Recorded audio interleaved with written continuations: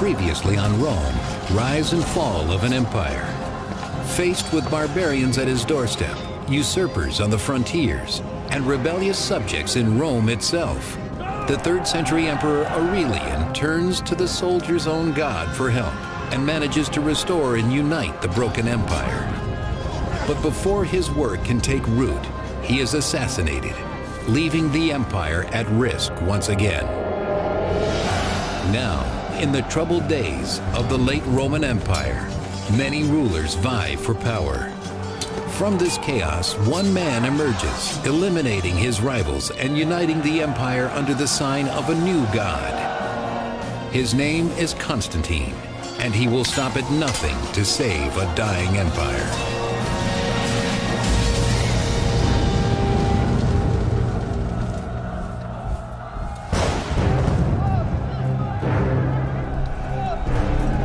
Third-century Rome is racked by internal strife and barbarian invasions. But by 295 AD, a powerful new emperor has emerged as the empire's savior. His name is Diocletian. What Diocletian has chosen to do addresses a number of the concerns and a number of the challenges the empire faced in the 3rd century. One element that Diocletian brings in is a redefinition of the way frontiers were to be defended.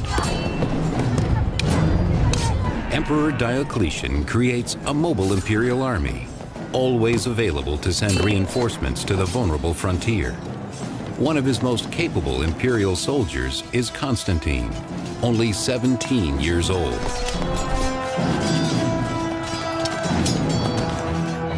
He was a distinguished soldier. That is to say that he was very courageous in battle and that he performed all sorts of feats of daring do.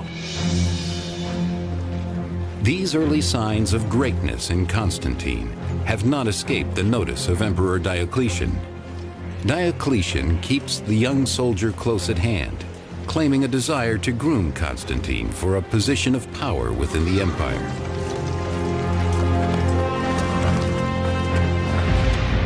Diocletian's other major reform is to divide the empire between 4 co-emperors, one each in Illyricum and Italy, while Constantine's father rules from Gaul.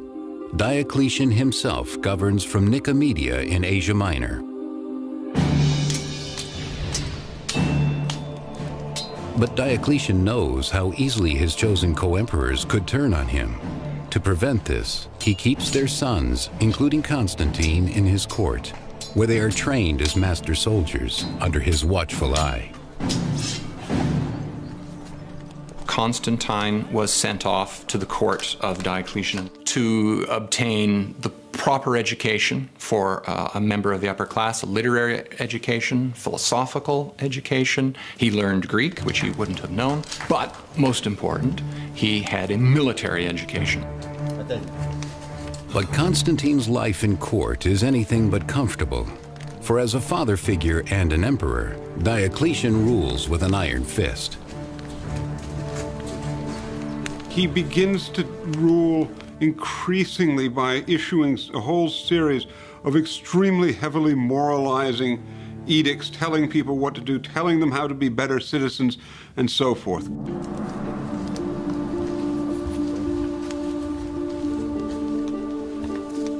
Diocletian insists that everyone at court, including Constantine, make regular sacrifices. For above all, Diocletian believes unity in the empire comes from appeasing Rome's pagan gods.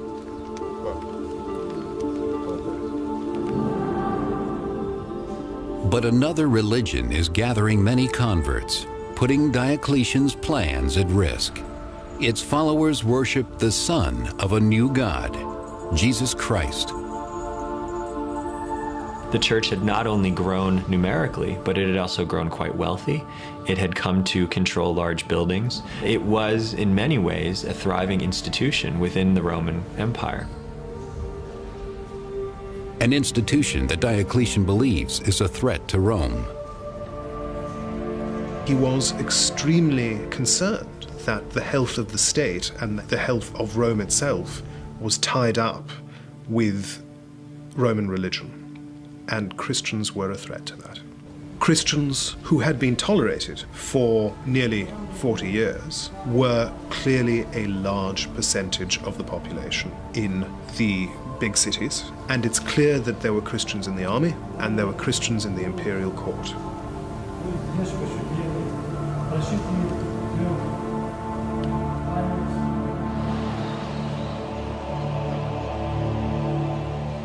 Diocletian begins in his own imperial army, where he requires that all soldiers make sacrifices to the gods of Rome, though many Christians refuse.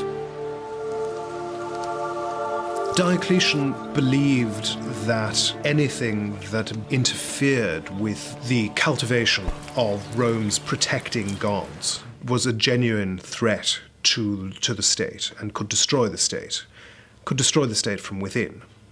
This is the way he looked upon Christians in the army.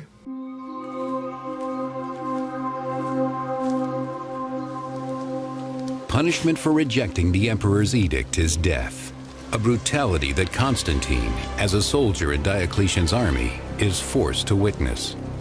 Constantine grows troubled by the fear and discord born of Diocletian's reforms. It is a discord that will soon spread beyond the army.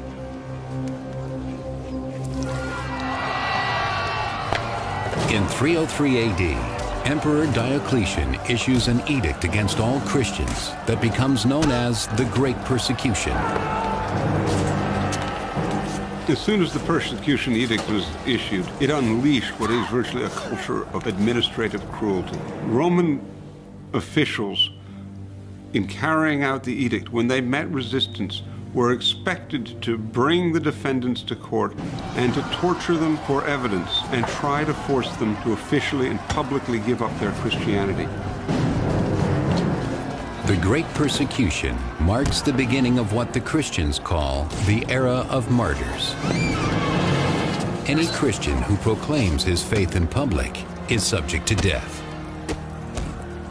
In many ways, Diocletian's persecution brought previous persecutions way farther. It's probably the closest Roman emperors came to destroy the entire system. That is probably why so many martyrs commemorated by the Christian Church are said to have suffered for Christ during Diocletian's reign.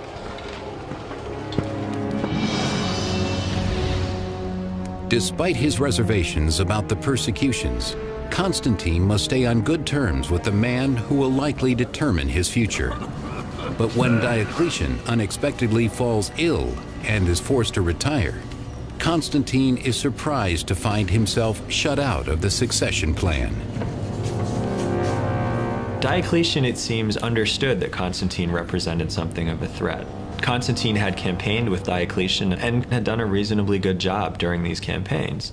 We're told that later in his life, Diocletian actually had imprisoned Constantine in his court to prevent Constantine from going to his father's court and establishing a relationship with his father's army. But now, with nothing left to keep him in the East, Constantine resolves to grab hold of his destiny and finally escape Diocletian's grasp. Constantine travels from Nicomedia to Boulogne, Gaul, to meet his father, who now rules Spain, Gaul, and Britain. Constantine's father, Emperor Constantius, is by now old, unwell, and troubled by the extended absence of a son he longs for. But in 305 AD, Constantine is finally united with his father, a man more like him in nature than Diocletian ever was. Constantius, as far as we can tell in the West, was a good deal more relaxed in his approach to government, and he certainly found that it was quite possible to ignore some of the things that Diocletian told him to do.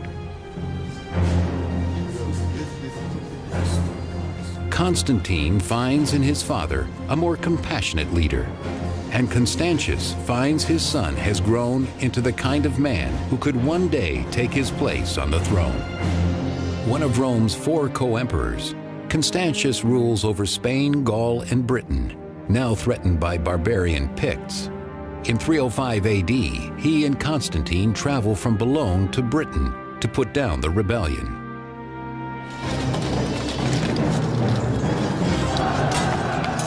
The Picts are a ferocious tribe in present-day Scotland that has long plagued Roman Britain.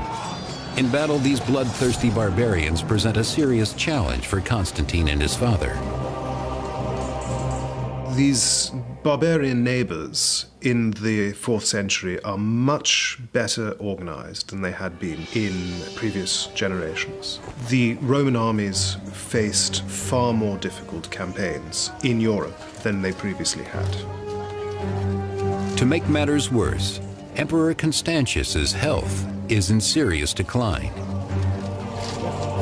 The ailing emperor, he clearly was sick by the time he had come with his son to face the danger of the Picts, had gone on to this campaign. Is yet another indication of how serious the threat was.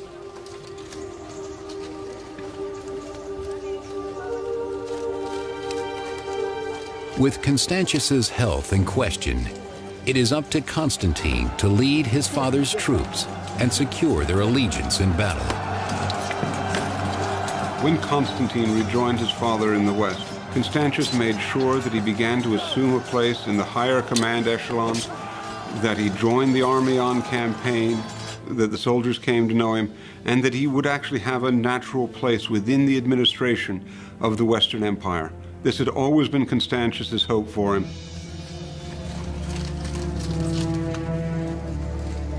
With his military prowess, Constantine wins the loyalty of the army. But the victory cannot save his father's life.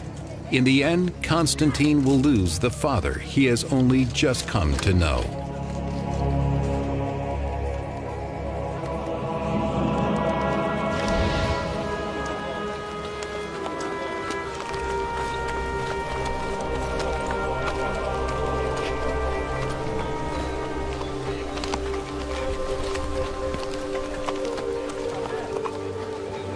When his father died, the army thought enough of Constantine that they immediately acclaimed him emperor. In a way, this is a natural occurrence. It was an army that knew Constantine's father, respected Constantine's father, and now knew the son as well. They understood, in a sense, what they were getting with Constantine. In an empire where the death of a ruler too frequently leads to violent coups and ambitious plays for power, Constantine's succession is smooth and bloodless.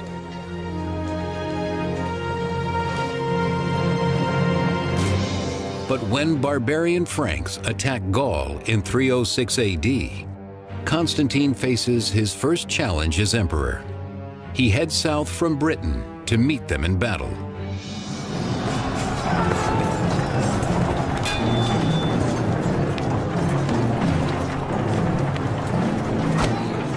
The Franks clearly understood the death of Constantius was an opportunity, and an opportunity that they could take advantage of. Constantine, though, demonstrated a great capacity as a commander and beat back this initial incursion. As a new emperor, Constantine wastes no time proving his worth. The emperor was expected to be in personal command of the army and was very often expected to be in command in the front rank. Constantine seems himself to have been a very capable frontline soldier. He's often seen to be leading cavalry charges in his battle. He's a very able tactician. He is also wise and knows that to establish his power, he must win the trust of the populace as well. The captured Frankish leaders provide the perfect opportunity to do just that.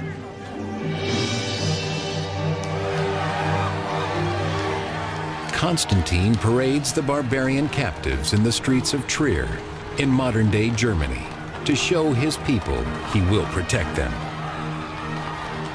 Constantine's well aware that the primary objective of any emperor at this point, if he wants to gain and hold power, is to fight with barbarians. So Constantine does this in grand fashion. Constantine undertakes campaigns against the Franks, and we have evidence that he captured a couple of Frankish kings, whom he then put on display in the arena for the delight of the Gallic masses.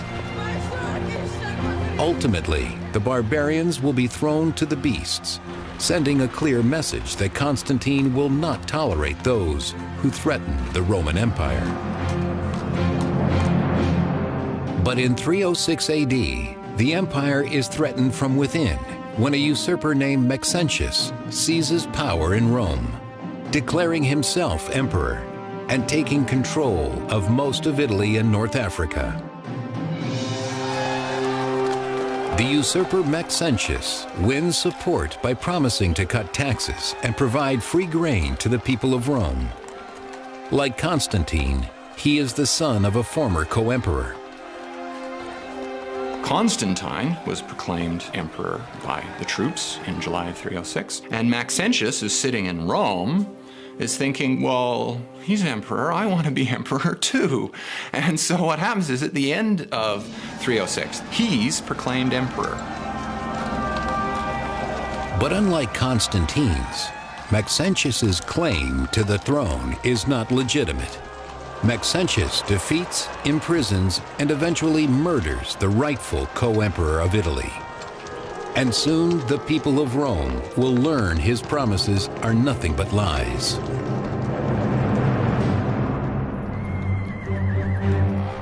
In 311 AD, the Romans revolt when the free grain and tax cuts are only offered to the wealthy. Ordinary citizens must steal what they can to survive.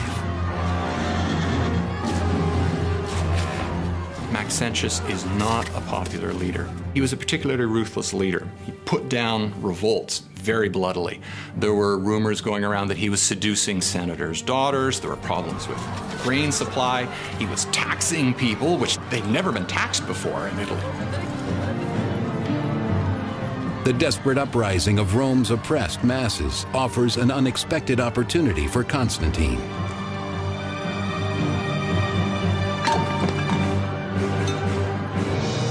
Hoping to save the people of Rome and expand his own reach into Italy, Constantine travels from Gaul to Milan to strike a deal with another co-emperor, Licinius.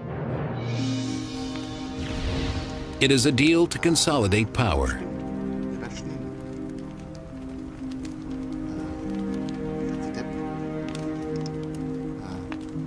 To seal their alliance, Licinius is betrothed to Constantine's sister.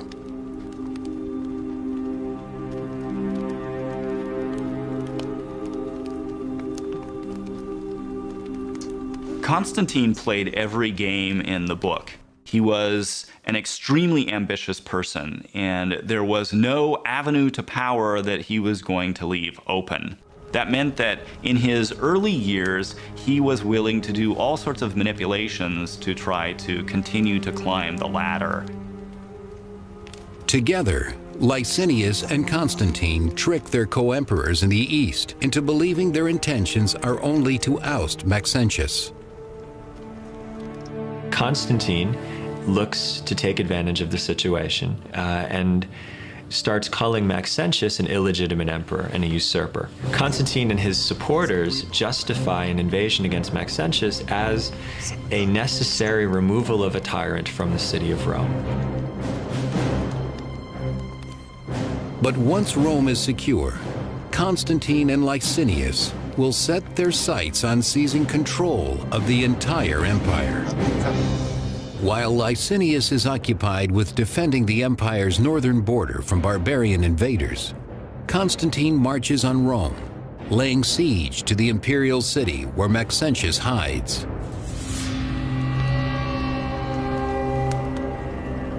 Within the walls of Rome, the devout pagan Maxentius will base his strategy on the sheep entrails, read by his priest. When it came time to fight a battle, Maxentius was interested in having some sort of divine protection. And he followed the procedures that any good Roman emperor would have followed in order to seek that protection. But desperate to determine if he should wait Constantine out or face him in battle, Maxentius also seeks guidance from the words of the Sibylline prophecies. One of the sources that Maxentius turned to were the Sibylline oracles. These were books of prophecies that were kept by Roman priestly colleges, and these priests would then investigate certain questions and pull out an oracle. This is an oracle in which he's told that an enemy of Rome will die today. For this reason, it seems Maxentius changes his plan and makes a decision that he won't wait Constantine out. He'll go out and meet Constantine in battle. Assuming that Constantine is the enemy of Rome referred to by the oracle, Maxentius prepares his army for war.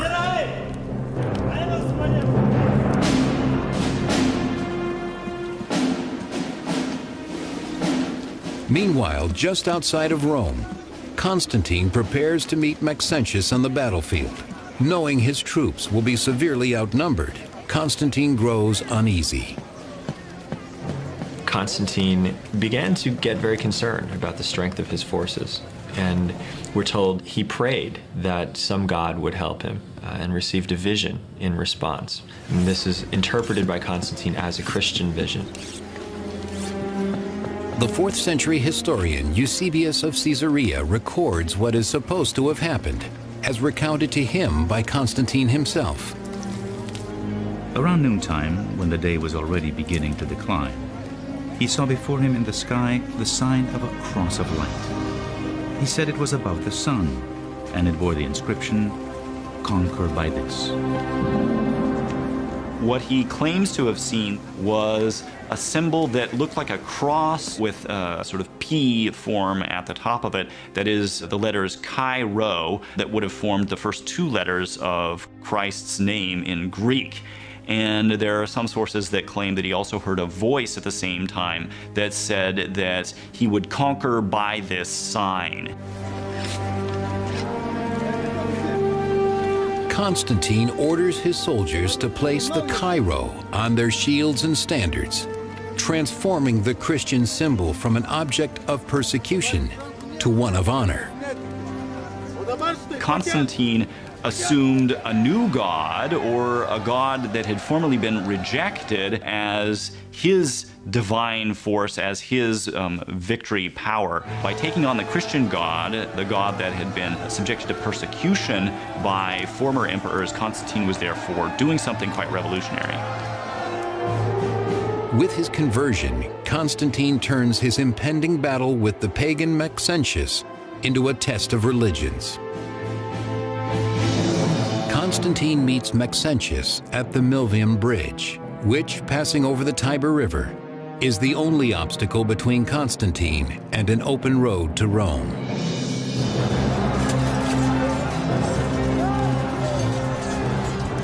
Though grossly outnumbered by Maxentius, Constantine and his army, now marked by the Christian Chi Rho, ride into battle with courage.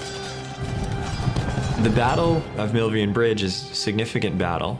The forces are arrayed against each other, and despite a numerical advantage, Maxentius's forces are pushed back by Constantine towards the river.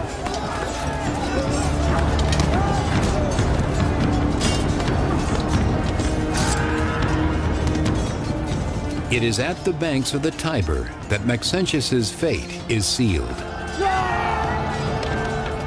Constantine forced Maxentius to give battle with the Tiber at his back. It's a terrible position to be in, and as Constantine's force pressed in on his own, Maxentius's army fell apart. With no other options, the usurper Maxentius flees with his army, attempting to swim across the Tiber River to Rome. But Maxentius, with his heavy armor weighing him down, does not survive the swim. Days later, his bloated and deformed body is pulled from the Tiber, final proof that the usurper's regime has fallen. Constantine has won a significant victory at Milvian Bridge that eliminates the opposition of Maxentius, and even more significantly, gives Constantine control of a full half of the empire, including the wealthy province of Italy. Maxentius's fate is a powerful reminder of Constantine's strength and of what befalls those who dare to oppose him. Constantine went out of his way to dredge his body out just so they could parade his head through Rome and then send it to North Africa to demonstrate that this previous emperor was dead and Constantine had now taken over. His victory over Maxentius also proves to Constantine that the Christian God is more powerful than the pagan gods of his enemy.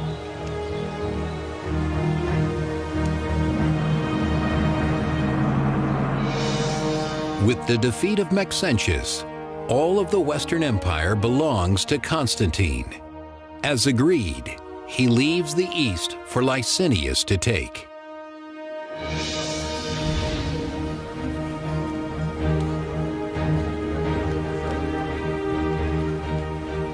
They meet in Milan, where Constantine and Licinius confirm their mutual support through marriage as planned. Constantine decides to bind himself to Licinius, or bind Licinius to his cause. He takes one of his half-sisters, Constantia, and marries her to Licinius, who recognizes that this is the natural way of making an alliance. Now, to begin with, the marriage itself actually marks the point at which the two, Constantine on one hand and Licinius on the other, agreed on the policies.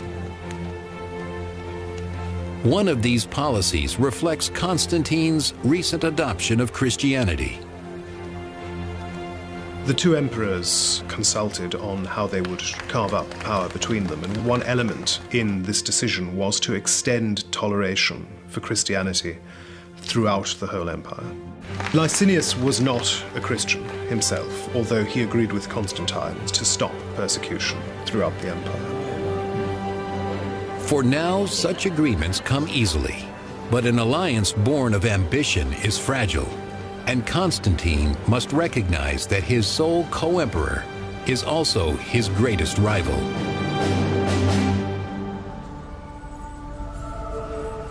For the first time in 10 years, Christians throughout the empire are able to worship freely, and for the first time ever, their faith is shared by the emperor. Constantine had converted to Christianity. He had embraced quite seriously the task of defending the Christian church. His family, including his son and heir, Crispus, converts as well. Constantine not only extended toleration to the Christian church, but in the territory he controlled, he favored Christians very thoroughly. In 313 AD, Constantine and Licinius jointly issue the Edict of Milan, recorded by the 4th century author Lactantius. We grant both to Christians and to everyone freedom to follow whatever religion they want to. So whatever divinity there is in heaven may be appeased and made favorable to us and to all who are set under our power.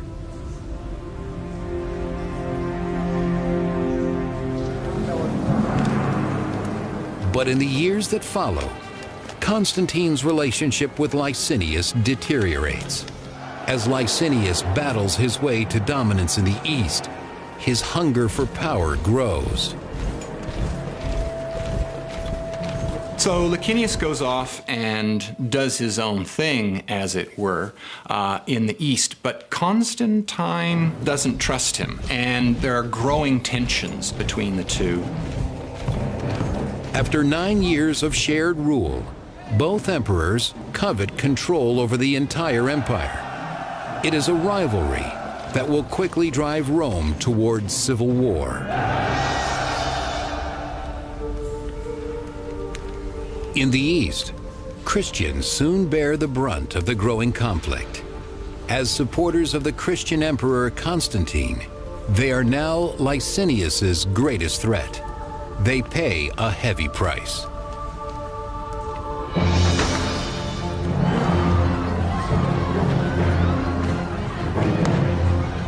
Ultimately, one of the responses was a renewal of persecution. And the reason for that, of course, was very simple. Constantine was known to be a defender of Christians, and Christian subjects of Licinius could look like a fifth column, could look like enemies in Licinius's own territories. So he chooses to persecute them. As the churches and holy books go up in flames, so does the old alliance between Licinius and Constantine. For Constantine, now a seasoned ruler of middle years, The persecution of Christians is just the excuse he needs to attack Licinius. He quickly orders his troops to march on his eastern rival. Constantine was an especially effective cavalry leader. We often find himself at the head of cavalry, moving around the flanks of his enemy. He certainly does this to Licinius. At Constantine's side is his able son and heir, Crispus, who proves his worth in battle as well. Together they drive Licinius eastward. From Adrianople, Constantine and Crispus pursue Licinius to Byzantium and on to Chrysopolis, where he makes his final stand.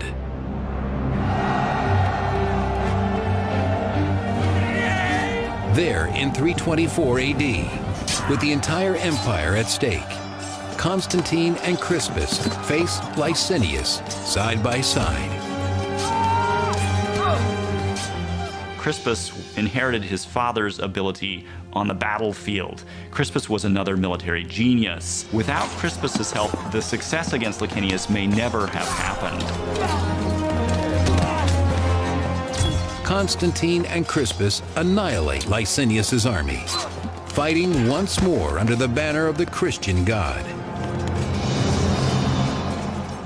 The Battle of Chrysopolis was really over before it began. Constantine was able to bring his own troops into the territory of Licinius without any kind of effective resistance.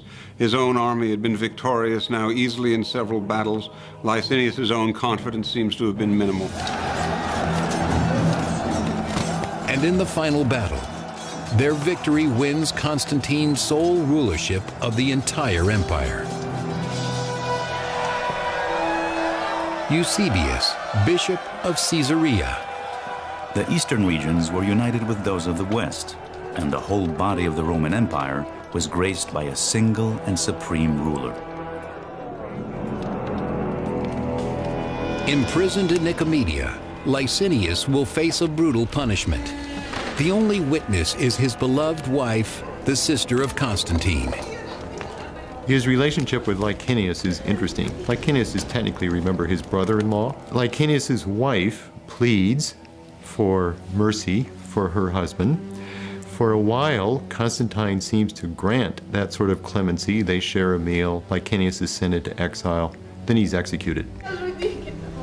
Despite his wife's pleas, Licinius's execution is swift and bloody, making clear that Constantine shows no mercy, even to members of his family.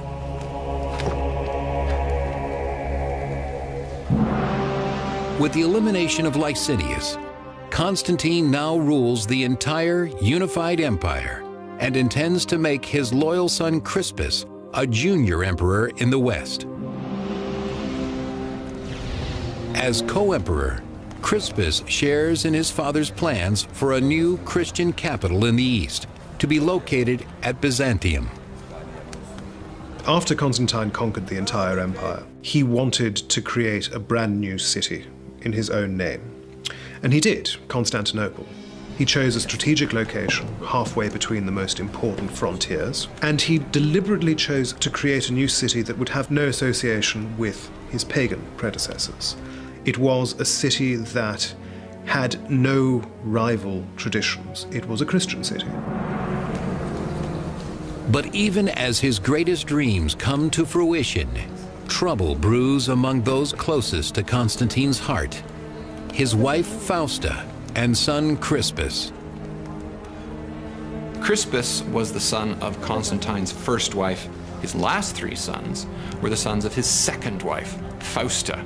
And there can't help but have been some kind of tension between the two groups, especially on Fausta's side, because she would clearly want her sons to get what's coming to them, but of course Crispus is in the way. Jealous that Crispus has been granted power in the West, Fausta is determined to secure even greater power for her sons, no matter what the cost. But Constantine's unity is soon threatened as riots break out over religious differences within the Christian Church.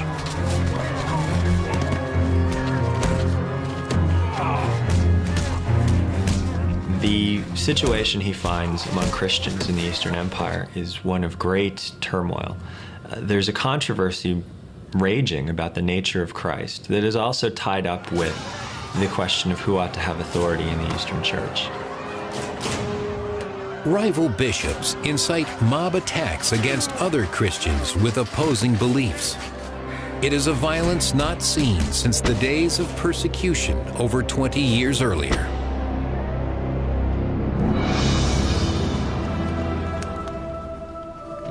Desperate for a resolution, Constantine demands the church officials put an end to the bloody controversy. So he calls together a council of over 300 bishops and has them meet at a city called Nicaea. He charges them with arriving at a single definition of what Christians believe. The result is the Nicene Creed, a statement of faith that has survived over 1,600 years and is still recited today in Christian churches around the world. We believe in one God, the Father Almighty, maker of all things visible and invisible, and in one Lord Jesus Christ, the Son of God, the only begotten of the Father. But it's a definition of Christian belief that not everyone can agree with. And this stores up a great deal of trouble for the future, because it means that rival Christians, rival Christian beliefs, are constantly jockeying for imperial favor throughout the rest of the century. And it means that emperors are regularly distracted from other business of government by trying to manage the rivalries among different Christians and different Christian bishops. Perhaps it is this distraction that blinds Constantine to a rivalry much closer to his heart. In 326 AD, Constantine's wife Fausta attacks the integrity of his son, Crispus. Crispus was Constantine's eldest son from an early marriage, and he did not have the same mother as his half-brothers had. And it's quite clear that he was in rivalry, strong rivalry, with his three younger half-brothers. As part of an elaborate plot, Fausta delivers shocking news, claiming that Crispus has tried to seduce her. Things don't go very well for Crispus at all. Fausta was eager to get Crispus out of the way, so her legitimate sons could succeed without threat from Crispus. Constantine, unable to see that it is his wife, not his son, who has betrayed him, orders Crispus to be prepared for execution.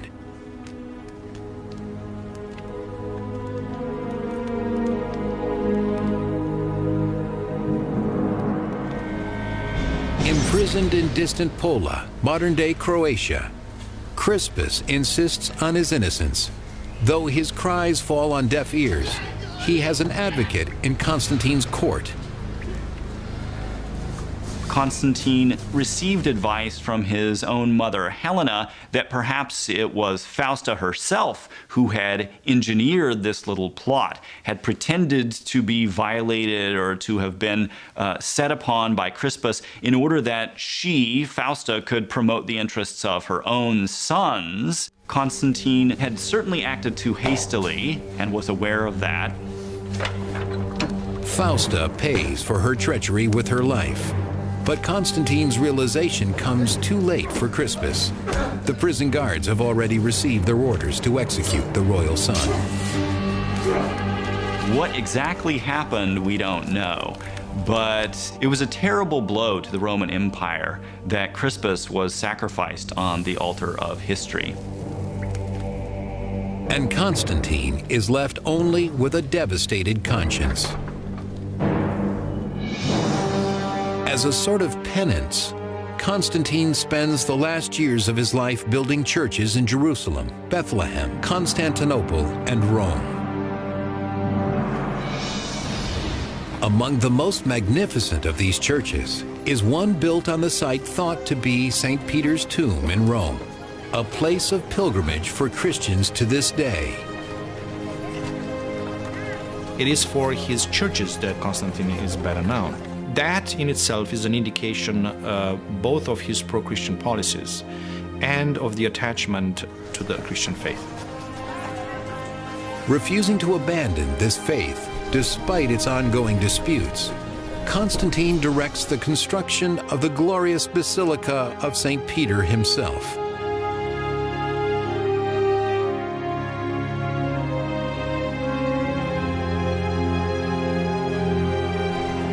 It's an extraordinary explosion of architecture in a way that did not exist before in the Roman Empire. And the variety of plans could be explained both by the variety of architects that Constantine involved in this, and most likely by his own ideas. He was involved in almost every project there, and he was a man that actually had his own ideas about what's going on. Constantine can only hope that this devotion at the end of his life will erase a multitude of sins.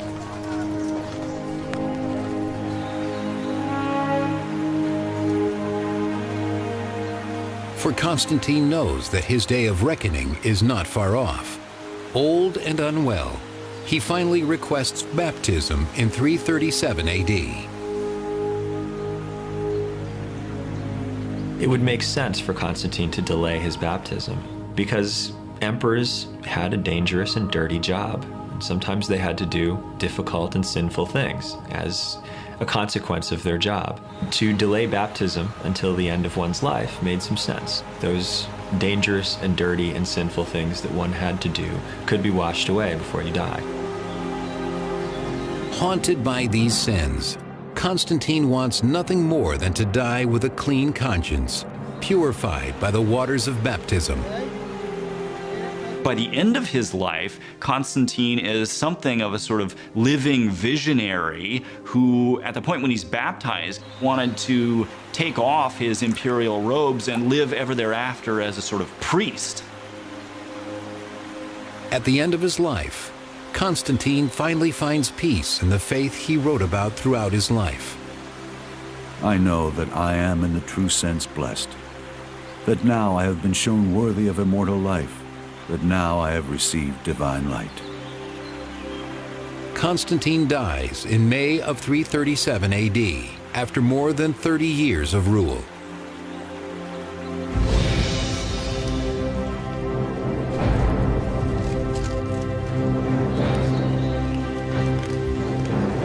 Constantine was tremendously successful as an emperor, tremendously successful as a military leader. This was a man who clawed his way into power using raw ambition, and at every turn he used that same ambition in order to win the day.